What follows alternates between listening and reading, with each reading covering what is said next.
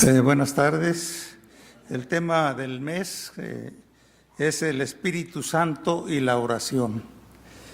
Y a mí me da mucho gusto que la Comisión de Cultos haya decidido que en este mes se hablara sobre el Espíritu Santo, porque poco se habla de él y es muy necesario que conozcamos más acerca del Espíritu Santo, que aclaremos dudas y comprendamos toda la importancia que tiene el Espíritu Santo en la vida de los creyentes. El ministerio del Espíritu Santo es muy amplio y de gran importancia para ayudarnos a vivir la vida cristiana como debe ser vivida y disfrutada.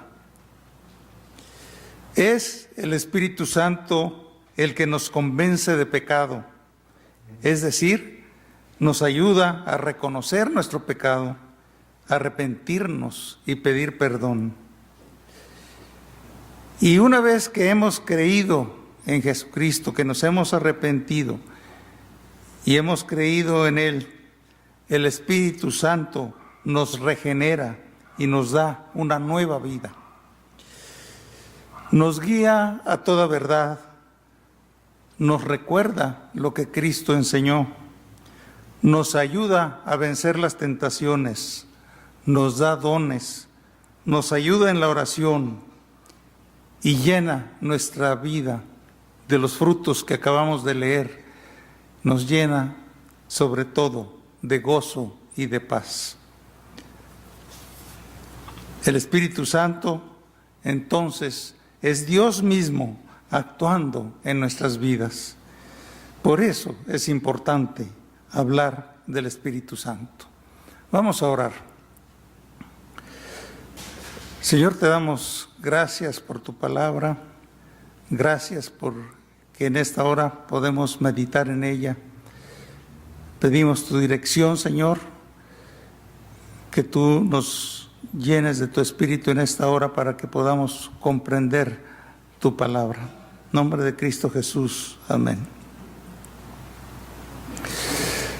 Lo primero que es necesario decir acerca del Espíritu Santo es que se trata de una persona, no es una fuerza, no es un poder impersonal como algunos piensan.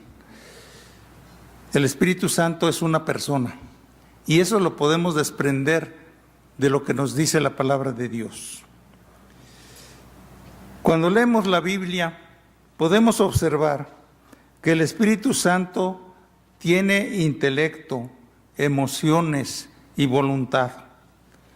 La Biblia enseña que el Espíritu Santo realiza actos propios de una persona. Habla, testifica, ordena, dirige, prohíbe y también tiene emociones, puede ser contristado, puede ser entristecido. Y voy a dar algunos ejemplos. Cuando los discípulos de Antioquía estaban ministrando al Señor y ayunando, dice la Escritura que el Espíritu Santo les habló y les dijo: apartadme a Bernabé y a Saulo para la obra a que los he llamado. El Espíritu Santo habló con ellos. No sabemos en qué forma se dirigió a ellos, pero en alguna forma les habló, se comunicó con ellos. También cuando Felipe fue enviado al desierto, dice la palabra de Dios que el Espíritu dijo a Felipe: acércate y júntate a ese carro. Una orden específica. Encontramos también un pasaje donde el Espíritu Santo prohíbe hacer algo. Cuando Pablo quería ir a la provincia de Asia, dice la Escritura que el Espíritu Santo se los prohibió. Cuando pecamos, cuando nos alejamos de Dios, y hacemos nuestra propia voluntad, el Espíritu Santo se contrista, se entristece. Esto es porque el Espíritu Santo nos ama. El amor de Dios está también presente en el Espíritu Santo. Porque cuando nosotros lastimamos o quedamos mal con una persona que no nos ama, esa persona no se va a entristecer porque le hicimos algo. Tal vez se va a enojar, pero si hacemos algo malo a una persona que nos ama, esa persona se va a poner triste porque nos ama. La tristeza que originan nuestras acciones la sufren aquellos que nos aman. El Espíritu Santo se contrista porque nos ama. Vemos entonces que todos estos hechos y emociones de que nos habla la Biblia son propias de una persona. Por lo tanto, el Espíritu Santo es una persona, con todos los atributos de la personalidad. Pero hay algo muy importante, no solamente es una persona, también es Dios. En diversos pasajes la Biblia le concede al Espíritu Santo todos los atributos de Dios. Es eterno, todopoderoso, omnipresente, omnisciente. Encontramos que el Espíritu Santo es eterno porque ya existía desde la fundación del mundo.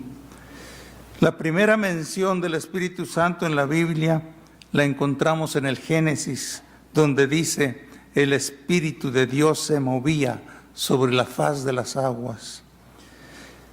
También el Espíritu Santo es el autor divino de las Escrituras, según nos lo dice el apóstol Pedro, que dice allí en 2 de Pedro 1:21, porque nunca la profecía fue traída por voluntad humana, sino que los santos hombres de Dios hablaron siendo inspirados por el Espíritu Santo.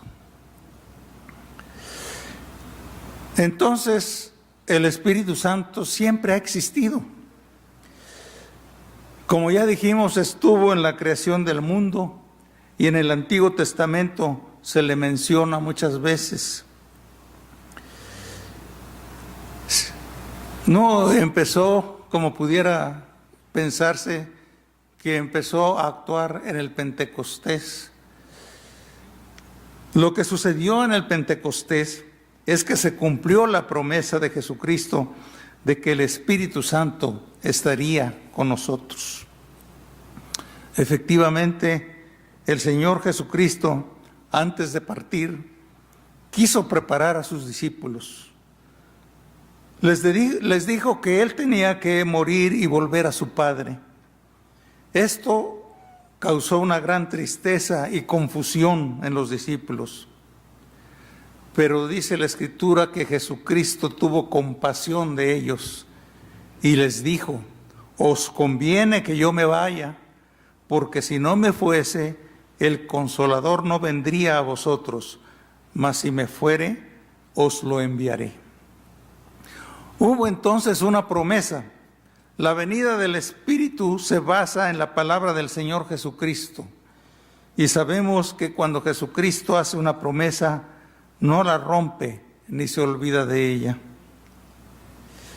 La promesa que el Señor Jesús hizo es que no abandonaría a sus discípulos. Y esta es una promesa que ningún líder religioso o filósofo ha podido hacer. Los seguidores de Jesús no quedaron solos.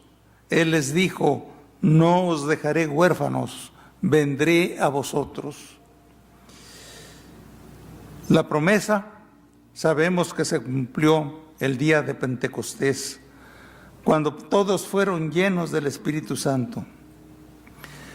Pero no solamente se cumplió para aquellos primeros discípulos, se cumple en nuestros días en cada uno de los creyentes, porque cuando una persona se arrepiente de sus pecados y acepta a Cristo como su Salvador, en ese momento recibe también el Espíritu Santo.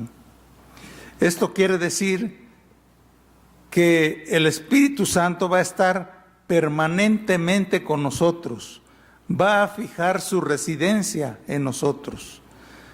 De tal forma que dice la Biblia allí en Romanos 8:9, que si alguno no tiene el Espíritu de Cristo, no es de Él.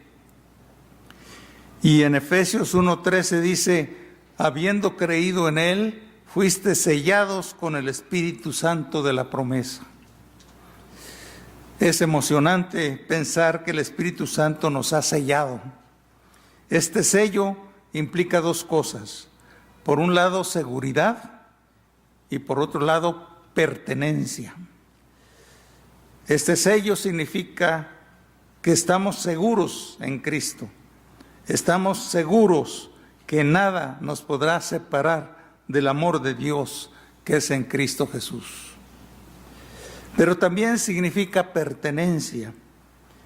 Los creyentes son separados y puestos aparte para Dios, diferenciados y marcados como de su pertenencia. Somos propiedad de Dios para siempre. Esto es algo que nos debe poner a pensar y reflexionar. Ya no pertenecemos al mundo, pertenecemos a Dios. Podemos entonces, de acuerdo con lo que nos dice la Escritura, estar seguros que el Espíritu Santo permanece con los creyentes para siempre. ¿Y qué es lo que hace el Espíritu Santo? Lo primero que hace al entrar en nosotros es cambiar nuestra naturaleza. Esa es la primera acción del Espíritu Santo en nuestras vidas. Nosotros hemos heredado una naturaleza pecaminosa. Jesucristo dijo, porque es de adentro del corazón del hombre de donde salen los malos pensamientos, fornicaciones, hurtos, homicidios, adulterios, avaricias, maldades, etcétera, etcétera. De tal manera que nuestra conducta exterior es la expresión de nuestra naturaleza interna. Entonces, es evidente que para cambiar nuestra conducta exterior es necesario primero cambiar nuestra naturaleza interna. Y eso es lo que hace el Espíritu Santo. Cristo Jesús ofreció cambiar nuestra forma de ser mediante el cambio de nuestra naturaleza. Él habló de la necesidad indispensable de un nuevo nacimiento. Y a lo largo del Nuevo Testamento se nos habla de un corazón nuevo, una naturaleza nueva, una creación nueva. Este tremendo cambio es precisamente la obra del Espíritu.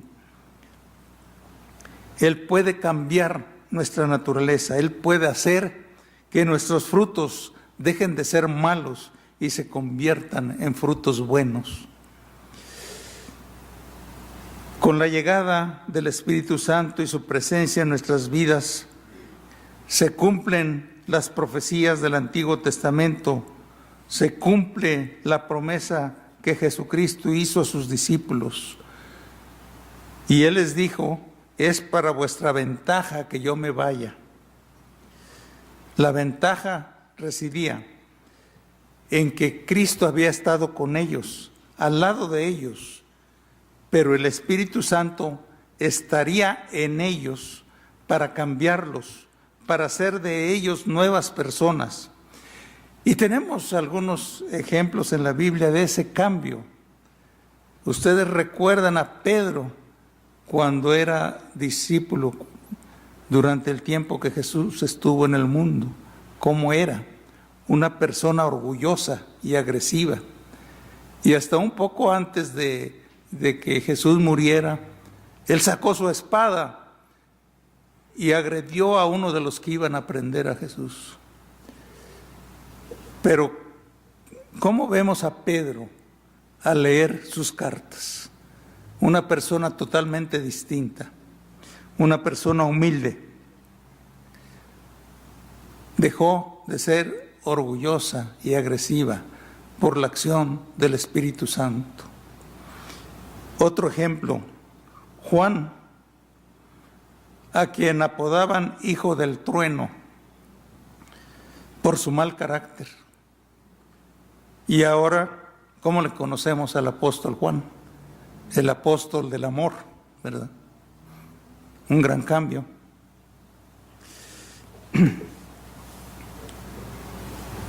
Voy a pedirles que abran sus Biblias en el capítulo 8 de Romanos. Este capítulo 8 de Romanos nos habla de la vida en el Espíritu.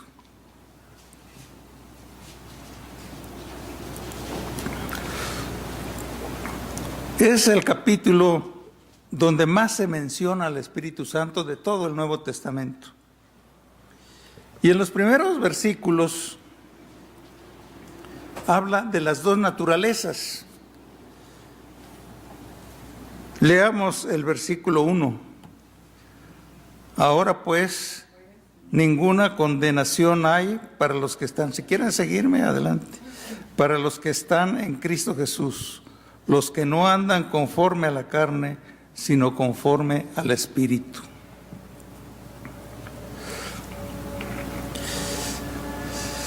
Cuando Pablo usa el término la carne, se está refiriendo a la naturaleza humana. La naturaleza que tenemos como herencia antes de recibir a Cristo es nuestra naturaleza, la carne. La carne con toda su debilidad, su impotencia y su total desamparo. Cuando Pablo usa esta palabra, se refiere a la naturaleza humana en su vulnerabilidad al pecado y a la tentación. Se refiere a la naturaleza humana pecaminosa, sin Cristo y sin Dios.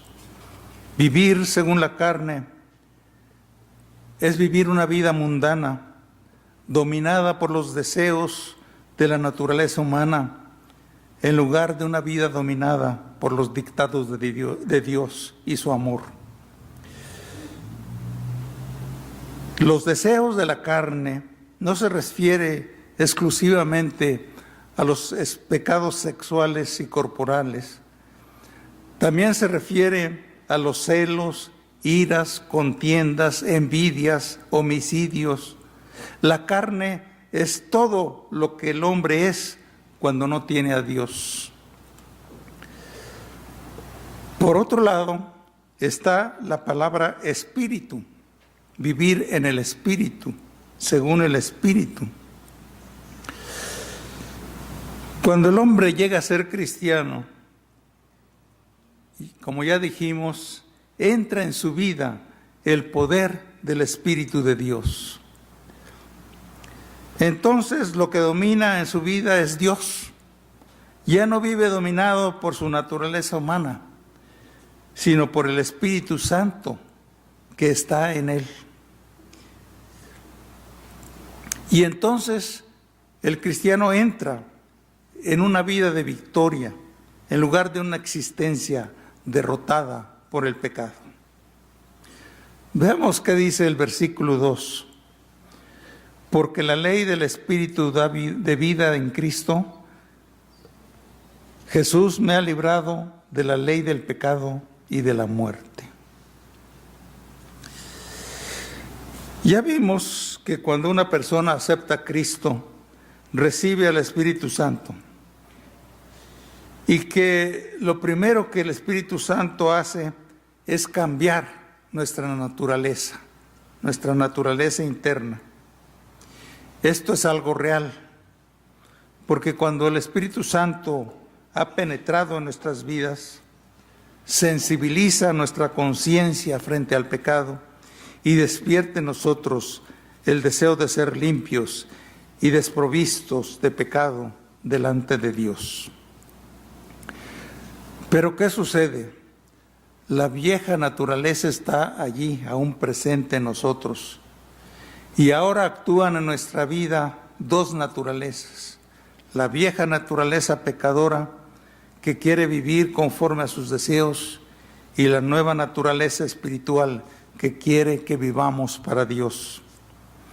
A menos que el Espíritu Santo controle nuestras vidas, seremos siempre dominados por la vieja naturaleza. Y esto es lo que dice Pablo en los versículos 5 y 6. Porque los que son de la carne piensan en las cosas de la carne, pero los que son del Espíritu en las cosas del Espíritu. Porque el ocuparse de la carne es muerte, pero el ocuparse del Espíritu es vida y paz. Si nos empeñamos en alimentar con nuestros pensamientos, con nuestras acciones, la naturaleza humana, continuaremos pecando. Pero si somos limpios de corazón y de pensamiento, si alejamos de nosotros los malos deseos y procuramos escuchar y obedecer la voz del Espíritu Santo, entonces Él nos otorgará vida y paz. Vamos ahora a los versículos 26 y 27 de este mismo capítulo, y que son la base del tema del día de hoy. Dice, y de igual manera el Espíritu nos ayuda en nuestra debilidad, pues ¿qué hemos de pedir como conviene? No lo sabemos, pero el Espíritu mismo intercede por nosotros con gemidos indecibles. Mas el que escudriña los corazones sabe cuál es la intención del Espíritu, porque conforme a la voluntad de Dios intercede por los santos. Estos dos versículos nos enseñan algo muy importante sobre la oración. Nos dicen que podemos estar seguros de la eficacia de la oración a pesar de nuestras debilidades. Dice aquí que por causa de nuestra debilidad no sabemos por qué orar, pero que contamos con la ayuda del Espíritu Santo que está en nosotros. Debemos reconocer que somos débiles. Seguimos teniendo nuestra naturaleza humana. Pablo reconoce que él participa de esta realidad, porque él se incluye al decir nuestra debilidad. El Espíritu Santo no nos quita la debilidad, sino que nos ayuda en la debilidad. No sabemos qué pedir como conviene. Aquí no se refiere a que no sabemos cómo expresarnos cuando estamos orando, sino a que no sabemos qué pedir. El escritor William Barclay nos da dos razones por las cuales no podemos orar como deberíamos. Primero, no podemos orar correctamente porque desconocemos el futuro. Por lo tanto, no podemos estar pidiendo algo que será para nuestro mal. O podemos pedir ser librados de algo que puede ser para nuestro bien. En segundo lugar, no podemos orar correctamente porque en una situación dada no sabemos qué es lo mejor para nosotros. Nos puede suceder que estemos como un niño que quiere algo que serviría solo para su mal, para dañarle. Entonces Dios, como un padre, tiene que rechazar muchas veces nuestros requerimientos, porque Él, como padre, tiene que hacer lo que nos conviene. Y lo que nos conviene no es siempre lo que le pedimos. Y muchas veces nos obliga a hacer algo que no queremos hacer. Pero igual que a un padre, por experiencia sabe que es lo mejor para su hijo. Y yo añadiría una tercera razón por la cual no sabemos pedir como conviene, y es que no conocemos cuál es la voluntad de Dios. El Espíritu Santo sabe cuál es la voluntad de Dios y pide por nosotros conforme a la voluntad de Dios. Nosotros no podemos conocer nuestra necesidad real, no podemos con nuestras mentes finitas comprender el plan de Dios. Todo esto no quiere decir que pues ya dejemos de orar y que dejemos todo el trabajo, el Espíritu Santo, que Él interceda por nosotros. Eso no es lo que dice aquí. Lo que dice aquí es que el Espíritu Santo nos ayuda en nuestra oración. Él dice, intercede por nosotros con gemidos indecibles. Es impresionante estas palabras, a mí siempre me han impresionado. La palabra gemido está relacionada con sufrimiento.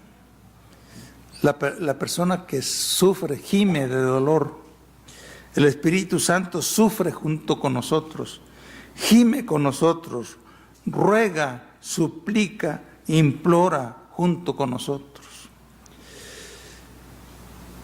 Muchas veces pensamos que el uso de las palabras adecuadas es esencial para la eficacia de la oración. Pensamos que para dirigirnos a Dios debemos usar un lenguaje muy especial. Esa es una idea equivocada. Lo importante en la oración es que nuestro espíritu esté en armonía con el Espíritu de Dios. Las palabras deben ser las que salen de nuestro corazón en los términos que nosotros utilizamos en nuestro hablar diario. Dios, que conoce nuestros corazones, sabe lo que necesitamos, y el Espíritu intercede por nosotros conforme a la voluntad de Dios. De esta forma podemos estar seguros de la eficacia de nuestra oración, que la respuesta será conforme a su voluntad y será la más conveniente para nosotros. Lo importante es, como dije antes, que vivamos según el Espíritu y no según la carne, que busquemos a Dios siempre, en todo momento, y que no lo hagamos solamente cuando tenemos necesidad. Hemos dicho hasta aquí que cuando entregamos nuestra vida a Jesucristo, recibimos el Espíritu Santo y que el Espíritu Santo mora en nosotros. Esto es una realidad. Pero hay algo más. Dios nos ordena ser llenos del Espíritu Santo. Dice en Efesios 5:18, no os embriaguéis con vino, en lo cual hay disolución, antes bien, sed llenos del Espíritu. Esto quiere decir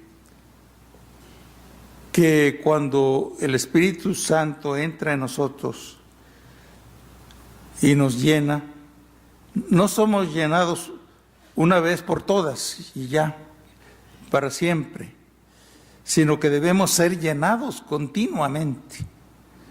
Es un proceso continuo el llenado del Espíritu. Esta llenura continua del Espíritu depende de nosotros, porque ya vimos que si nos apartamos de Dios, el Espíritu Santo se contrista. Entonces, todo depende de nosotros, de nuestra obediencia y sometimiento a Dios. La meta entonces, el ideal de la vida cristiana, es estar siempre llenos y bajo la dirección del Espíritu Santo. El cristiano espiritual está rendido a Dios, somete su voluntad a la voluntad de Dios, está lleno del Espíritu y quienes lo rodean pueden ver los frutos del Espíritu en su vida. Amor, gozo, paz, paciencia, benignidad, bondad, fe, mansedumbre, templanza. El Señor Jesucristo dijo: yo he venido para que tengan vida y para que la tengan en abundancia. Y en otra ocasión dijo: el que cree en mí, de su interior correrán ríos de agua viva. Esta vida abundante y estos ríos de agua viva hablan de la acción del Espíritu Santo en nuestras vidas. Esta agua de vida, este permanente e ininterrumpido llenado del Espíritu Santo, fluirá en nuestras vidas siempre que día a día busquemos a Dios y permitamos que Él, el Espíritu Santo, nos dirija. Como conclusión, podemos decir que gracias al cumplimiento de la promesa del Señor Jesucristo de enviarnos el Espíritu Santo, no estamos solos.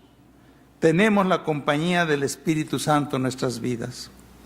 Esta compañía nos ayuda a vencer las tentaciones, a dejar atrás los malos pensamientos y las malas intenciones del corazón. La Biblia nos invita a dejar los dictados de nuestra naturaleza humana y vivir conforme al Espíritu. Nos invita a cambiar nuestra forma de pensar para cambiar nuestra forma de vivir. El Espíritu Santo nos ayuda en nuestra oración. Él ruega a Dios y pide lo que es más conveniente para nosotros. El Espíritu Santo, entonces, nos acerca más a Dios y nos ayuda a vivir plenamente la vida cristiana. Que así sea. Gracias.